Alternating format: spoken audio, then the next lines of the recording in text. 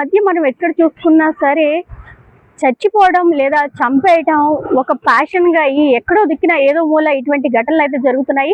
మరీ దారుణమైన ఘటన ఏంటంటే కేవలం 2 నెలల పరిచయం ఉన్న యువతి మెసేజ్ కి రెస్పాండ్ అవ్వట్లేదు అని చెప్పి ఓ యువకుడు ఆత్మహత్య చేసుకున్న సంఘటన అయితే విజయనగరం జిల్లా బొబ్బిలి మండలం పారాది గ్రామంలో అయితే చోటు చేసుకుంది. పొన్నాన శేఖర్ అనే యువకుడు అయితే 2 నెలల క్రితం పరిచయం అయింది. చుట్టాలు ఫంక్షన్ కి వచ్చాడు. ఆ ఫంక్షన్ లో పరిచయం అయిన యువతి మెసేజ్ కి రెస్పాండ్ అవ్వట్లేదు అని చెప్పి కూలి పని చేసుకుంటున్న తల్లిదండ్రులకి తీవ్ర కడుపు కోతని మిగిల్చాడు శేఖర్. కానీ ఇటువంటి ఘటనలు చూసుకుంటే చాలా కలవర పెట్టేస్తుంది. ఎందుకంటే ఎందుకు యువతిలా తయారవుతుంది? చిన్న చిన్న ఘటనలకి అంత ఆత్మహత్య చేసుకునే అంత దుశ్చర్యకి ఎందుకు పాల్పడుతున్నారో అర్థం కాని పరిస్థితి. అక్కడైతే మనతో పాటు తల్లిదండ్రులు ఉన్నారు. ఒకసారి వాళ్ళతో మాట్లాడదాము. అసలు ఏం జరిగింది, ఎందుకు ఇంతటి ఘటనకి పాల్పడ్డాడు? పెంచుతాడని చూసాం నాయన. మా బాగా పని చేస్తాం నాయన. మా 15 సంవత్సరాల కంటే వెళ్తాం నాయన. మేము ఎంత బాగా చేస్తాం నాయన. మాకు ఇప్పుడు చూస్తారు ఆయన. మాకు బాధపడిన పతాం నాయన. ఆయన పెంచుకున్న పతాము ఆయన చూడాల పనము మాకు నేను చూడలేదు.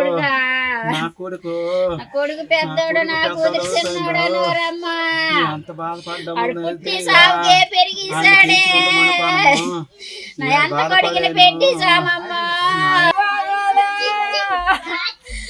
ఆశలు పెట్టుకొని ఉన్నారు నా కొడుకు మీద. నా కొడుకులు బీచ్లు పట్టండు.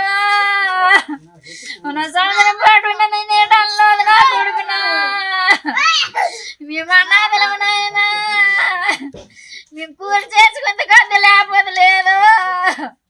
నా కొడుకు మా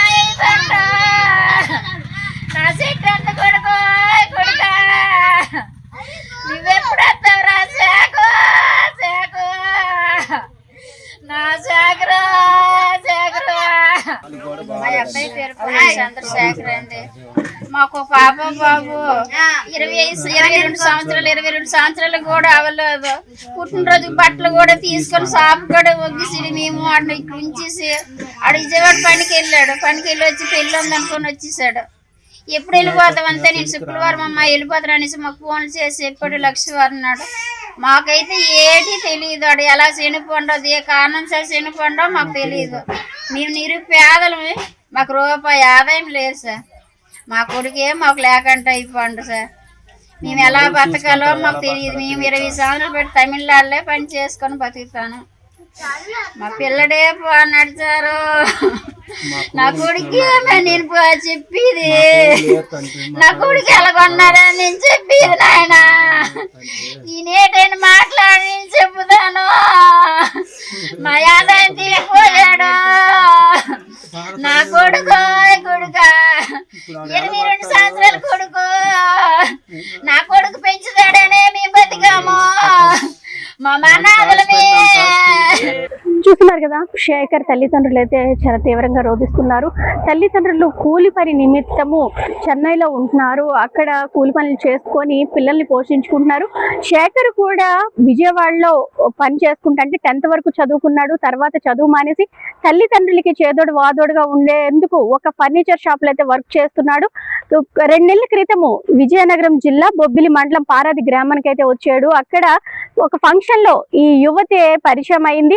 అప్పటి నుంచి సామాజిక మాధ్యమాల్లో అయితే మెసేజ్లు చేసుకుంటూ చాటింగ్లు చేసుకుంటూ ఉన్నారు. కానీ ఏం జరిగిందో ఏమో తెలియదు. కానీ మళ్ళీ విజయవాడ నుంచి రీసెంట్ గా అయితే శేఖర్ రావటం జరిగింది. అప్పుడు కూడా బాగానే ఉన్న యువకుడు కూడా సడన్ గా 2 రోజుల నుంచి మాట్లాడడం మానేసింది. తనకి మెసేజ్ అది చేయటం మానేయడంతో తీవ్ర మనస్తాపానికి చెంది రూమ్ లోకి వెళ్ళి వాళ్ళ ఇల్లు ఏదైతే ఉందో ఇంట్లోకి వెళ్ళి అయితే అక్కడ ఆత్మహత్యకు పాల్పడ్డాడు. నిజంగా తల్లిదండ్రులు తీవ్రంగా రోధిస్తున్నారు. తల్లిదండ్రులకి కడుపు కోత మిగులుస్తున్నారు నేటి యువత అని అయితే చెప్పొచ్చు. కానీ అర్థం లేని విషయాలకి కేవలం 2 నెలల పరిచయమైన యువతి కోసం 22 ఏళ్లు పెంచిన తల్లిదండ్రులకి కడుపు కోత మిగిల్చాడు ఆ కొడుకు. ఆ తల్లిదండ్రుల బాధ ఏమని చెప్తామో. అక్కడ వాళ్ళు రోధిస్తున్న తీరు నిజంగా అక్కడ ప్రతి ఒక్కరిని కంటతడి పెట్టేస్తున్న పరిస్థితి అయితే